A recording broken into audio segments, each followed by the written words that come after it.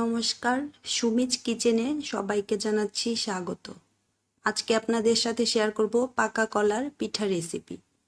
অনেকে আমরা কলার বড়াও বলে থাকি।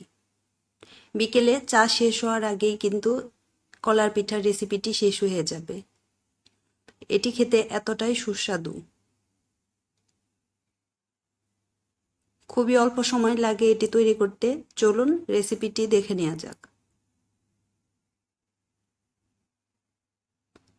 আমাদের বাসায় সবার বাড়িতেই অতিরিক্ত পাকা কলা থাকে। পাকা কলা ফেলে না দিয়ে এই রেসিপিটি করে নিতে পারেন। কলাগুলো খোসা ছাড়িয়ে নিতে হবে। এরপর হাত দিয়ে ভালোভাবে মেখে নিতে হবে। মাখানো হয়ে গেলে পরিমাণ মতো সুজি, পরিমাণ মতো ময়দা,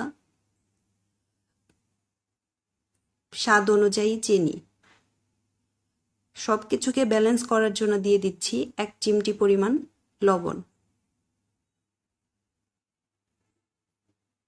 ময়দা, চিনি, সুজির পরিমাণটা কলার অনুপাতে হবে। ভালোভাবে মেখে নিতে হবে। মাখানো হয়ে গেলে 10 মিনিট রেস্টে রেখে দিতে হবে।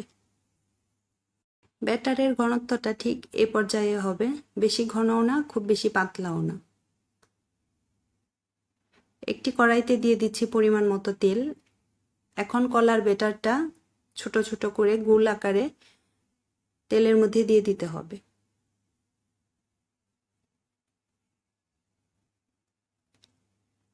আর ভিডিওটি যদি ভালো লেগে যায় একটি লাইক দিতে ভুলবেন না। এরকম আরও সহজ রেসিপি পেতে চাইলে চ্যানেলটি সাবস্ক্রাইব করে দিতে পারেন। মিডিয়াম আঁচে কলার পিঠাগুলো ভেজে নিতে হবে। চুলার আঁচটা মিডিয়াম রাখতে হবে, এতে করে পিঠাগুলো সমানভাবে ভিতরে সিদ্ধ হবে। তা না হলে উপরে পুড়ে যাবে, ভিতরে কাঁচা থাকবে।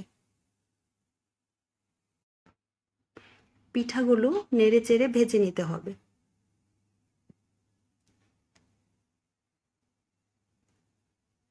খুব বেশি লাল করে ভাজা যাবে না, এতে করে খেতে তিতো লাগবে।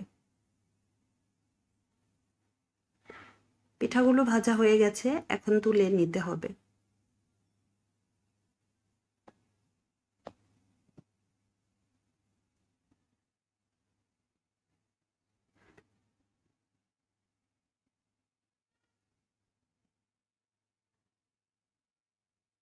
পিঠাগুলো একদিন ট্রাই করে দেখতে পারেন, আশা করছি আপনাদের ভালো লাগবে।